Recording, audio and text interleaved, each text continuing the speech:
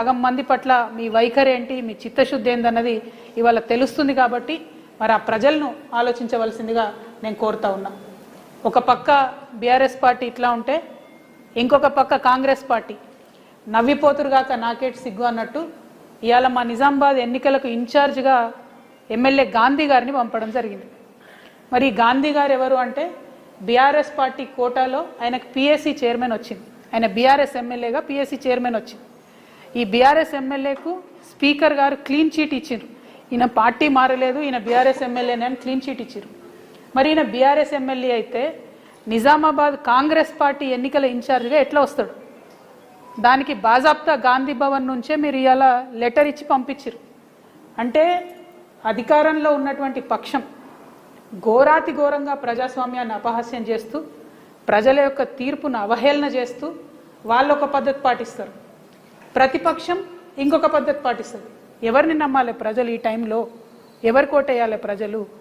ఇంత అవహేళన చేస్తే మాలాంటి బాధ్యత కలిగినటువంటి సంస్థలు చూస్తూ ఊరుకోవడం కరెక్ట్ కాదు. కాబట్టి ఇవాళ మేము ప్రశ్నిస్తూ ఉన్నాం. కాంగ్రెస్ పార్టీ నిన్న కూడా నేను డిమాండ్ చేసిన, ఒక పక్క సంజయ్ గారు జగిత్యాల ఎమ్మెల్యే సీఎం గారు ఆధ్వర్యంలో చేరినటువంటి వ్యక్తికి స్పీకర్ గారు క్లీన్ చీట్ ఇస్తారు. ఇవాళ గాంధీ గారికి స్పీకర్ గారు క్లీన్ చీట్ ఇచ్చారు. అయితే కాంగ్రెస్ పార్టీ అన్న ఆయనను వెనక్కి తీసేసుకోవాలి, నిజామాబాద్కి ఏదైతే ఆయనను ఇన్ఛార్జిగా వేశారో వెనక్కి తీసుకోవాలి. లేదంటే స్పీకర్ గారన్నా ఇప్పటికన్నా వేటేయండి దయచేసి. చిత్తశుద్ధి ఉంటే మీకు ఏమాత్రం మీ రాహుల్ గాంధీ గారు పట్టుకొని తిరిగే రాజ్యాంగం మీద మీకు ఏమాత్రం నమ్మకం ఉన్నా దయచేసి వేటు వేయండి గాంధీ గారి మీద. మీరు ఈ రెండు చేయకుండా ప్రజల్ని మోసం చేస్తే మాత్రం తెలంగాణ ప్రజలకు మెమరీ పవర్ చాలా ఎక్కువ ఉంటుంది, ఖచ్చితంగా గుర్తుపెట్టుకుంటారు. సమయం సందర్భం వచ్చినప్పుడు కాంగ్రెస్ పార్టీని బీఆర్ఎస్ పార్టీని రెండు కూడా కర్రుగాల్చి వాత పెడతారన్న విషయాన్ని ఈ సందర్భంగా తెలియజేస్తూ ఉన్నాం. మరి ఇవన్నీ ఒక పక్క జరుగుతుంటే ఇంకొక పక్క బడ్జెట్ సమావేశాలు వస్తున్నాయి, బడ్జెట్ కేటాయింపుల మీద చర్చ జరుగుతూ ఉంది. కాంగ్రెస్ పార్టీకి చిత్తశుద్ధి ఉంటే మీరు ఏదైతే మాట ఇచ్చారో బీసీ సబ్ ప్లాన్ పెడతాం 20,000 కోట్లు సంవత్సరానికి ఇస్తామని చెప్పారో దాని మీద ఎక్సైజ్ చేయండి. ఎందుకంటే గత 2 సంవత్సరాలు కలిపి కూడా మీరు 7,000 కోట్లు కూడా పెట్టలేదు బడ్జెట్లో బీసీలకు. పైగా నెక్స్ట్ ఇయర్ పెట్టే ఒకటే ఒక బడ్జెట్ మీరు పెట్టే ఫుల్ టర్మ్ బడ్జెట్, ఆ తర్వాత ఇయర్ పెట్టేది మీకు ఎన్నికల బడ్జెట్ అవుతుంది. కాబట్టి ఒకటే ఒక బడ్జెట్ ఉంది మీరు చేసినటువంటి తప్పులను మీరు సవరించుకోవడానికి. మీరు ఏదైతే రైతులకు ఇవ్వనటువంటి రైతు భరోసాలు ఉన్నాయో, ఆర్టీసీ విలీన ప్రక్రియ ఉందో, మహిళలకు ఇస్తా అన్న 2,500 ఉందో, ఉద్యమకారులకు ఇస్తా అన్నటువంటి బడ్జెట్ ఉందో, ఇవన్నీ సవరించుకోవడానికి మీకు ఈ బడ్జెట్ ఒక్కటి మాత్రమే అవకాశం ఉంది. ఈ బడ్జెట్లో బలంగా మీరు ఇచ్చినటువంటి హామీలన్నీ నిలబెట్టుకునేటటువంటి ప్రయత్నం చేయాలని చెప్పి నేను ప్రభుత్వాన్ని డిమాండ్ చేస్తూ ఉన్నాను. అదేవిధంగా ఉద్యమకారులు మరి అన్ని గ్రామాల్లో ఉన్న ఉద్యమకారులను బీఆర్ఎస్ పార్టీ విస్మరించిందని వారు బాధపడతా ఉన్నారు. ఆ బాధతోని ఆక్రోషంతోని వాళ్ళు కాంగ్రెస్ పార్టీకి మొన్నటి ఎన్నికల్లో ఓటేసి గెలిపించడం జరిగింది. మరి ఆ ఉద్యమకారుల పక్షాన తెలంగాణ జాగృతి నిలబడి ఏదైతే కాంగ్రెస్ పార్టీ హామీ ఇచ్చిందో ఆ హామీలన్నీ కూడా మరి అమలయ్యే వరకు పోరాటం చేస్తామని చెప్పినాం, భూ పోరాటాలు చేస్తామని చెప్పినాం. మొన్న కరీంనగర్లో ప్రభుత్వ భూమిని మేము అక్కడికి వెళ్ళి వంటవార్పు చేసి ఈ భూమి ఎప్పటికైనా ఉద్యమకారులదే అని చెప్పి రావడం జరిగింది. మరి మళ్ళొకసారి రాష్ట్ర వ్యాప్తంగా ఉండేటటువంటి ఉద్యమకారులందరినీ కలిసి ఉమ్మడి కార్యాచరణ రూపొందించడానికి ఉద్యమకారుల ఆత్మగౌరవ సభ అని తెలంగాణ జాగృతి ఆధ్వర్యంలో ఈ నెల 12వ తారీఖున ఆర్టీసీ కళ్యాణ మండపంలో పెట్టబోతా ఉన్నాం. దానికి రాష్ట్ర వ్యాప్తంగా ఉన్నటువంటి ఉద్యమకారులందరినీ కూడా మేము ఆహ్వానిస్తూ ఉన్నాం. ఈ ప్రెస్ మీట్ తర్వాత ఆ పోస్టర్ ఆవిష్కరణ కూడా ఉంటుందని చెప్పి మీడియా మిత్రులందరికీ తెలియజేస్తూ మళ్ళీ ఒకసారి బీఆర్ఎస్ పార్టీ మీ వైఖరిని స్పష్టం చేయాలి. మీరు బీసీలకు వచ్చేటటువంటి 42% రిజర్వేషన్కి వ్యతిరేకం కాకపోతే ఆ మాధవరెడ్డి అనేటటువంటి పిటిషనర్కి మీరు ఎట్లా సీట్ ఇచ్చారనే విషయాన్ని స్పష్టం చేయాలి. రెండవది, కాంగ్రెస్ పార్టీ మీరు గాంధీ గారిని కాంగ్రెస్ పార్టీ నుండి తొలగిస్తారా లేకపోతే స్పీకర్ గారు నిర్ణయం వెనక్కి తీసుకుంటారా కాంగ్రెస్ పార్టీ స్పష్టం చేయాలి. మరి ఈ డిమాండ్లతోని ఇవాళ ప్రజల ముందుకు మేము వచ్చినాం. ప్రజల్ని దయచేసి ఆలోచించవలసిందిగా కోరుతా ఉన్నాం.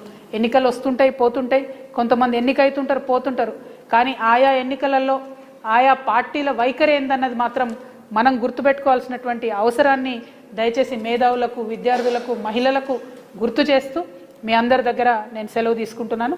Thank you. జై తెలంగాణ, జై జాగృతి.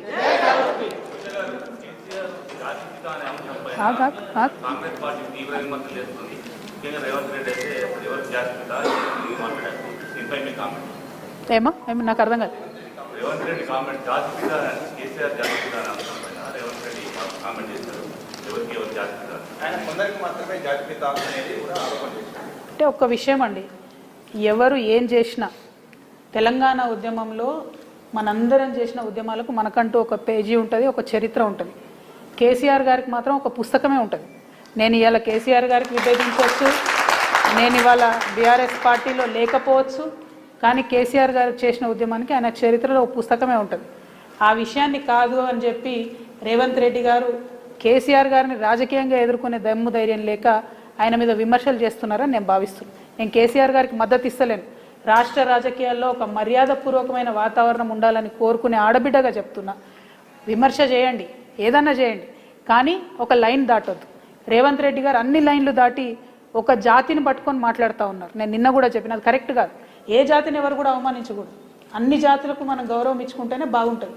రాజ్యాంగం మీద ప్రమాణం చేసి కేవలం కేసీఆర్ గారు పుట్టిన కులాన్ని నేను ఎటుపడితే అటు మాట్లాడతా అంటే చూస్తూ ఏ ప్రజలు కూడా ఊరుకోరు, ఎవరు కూడా హర్షించరు, ఏ కులం వాళ్ళు కూడా హర్షించరు. అది తప్పు. కేసీఆర్ గారి చరిత్ర చెడిపేస్తా అంటే చెరిగేది కాదు. అట్లనే రేవంత్ రెడ్డి గారి చరిత్ర కూడా చెరిగేది కాదు. అది మంచిదా చెడ్డదా ఆయన నిర్ణయించుకోవాలి, నాకు అనవసరం.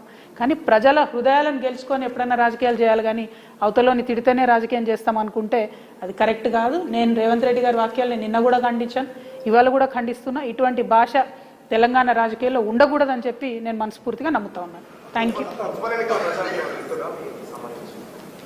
మేమా మున్సిపల్ ఎన్నికల్లో మా వాళ్ళు చాలా చోట్ల నిలబడ్డారు. అందరూ సింహం గుర్తు మీద నిలబడ్డారు. నేను ప్రజలందరిని ఒకటే కోరుతా ఉన్నా, రెండు పార్టీల వైఖరి మీరు చూసిండ్రు.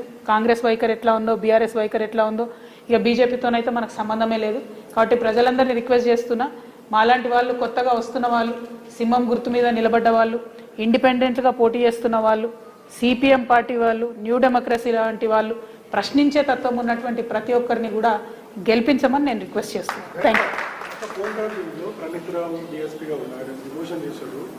ఎట్లా చూస్తారు దీన్ని? అంటే మిగతా వాళ్ళ ప్రమోషన్ ఇవ్వడం, ప్రణిత్రాకు ప్రమోషన్ ఇవ్వడం, ఆరోపణ. అంటే ఈ big fish small fish theory గుర్తుంది కదా బ్రదర్ మీకు?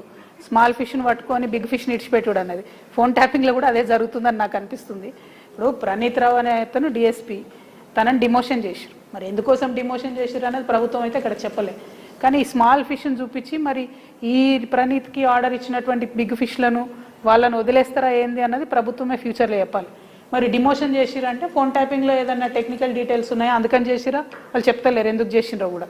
సో ప్రణీత్ రావు లాగానే చాలా మందికి కూడా డిఎస్పీ ప్రమోషన్లు వచ్చినాయి, ఇదివరకు కూడా కాంగ్రెస్ ప్రభుత్వంలో వచ్చినాయి, టీఆర్ఎస్ ప్రభుత్వంలో వచ్చినాయి. సో డిపార్ట్మెంట్ని ఇట్లా డిమోరలైజ్ చేయకుండా, ప్రభుత్వాలు మారినప్పుడల్లా అధికారులను వేధించకుండా, దయచేసి పొలిటీషియన్స్ మనం ఆదర్శంగా నిలబడాలి. అసలు ఎందుకు చేసిరనే విషయం ప్రభుత్వం క్రిస్టల్ క్లియర్గా చెప్పాలి. ఒకటి. రెండు, అసలు ఇది ఎప్పుడు కంక్లూడ్ అవుతుందో చెప్పాలి. చూడలేక వస్తున్నాం ఈ టీవీ సీరియల్ని మనం. Thank you.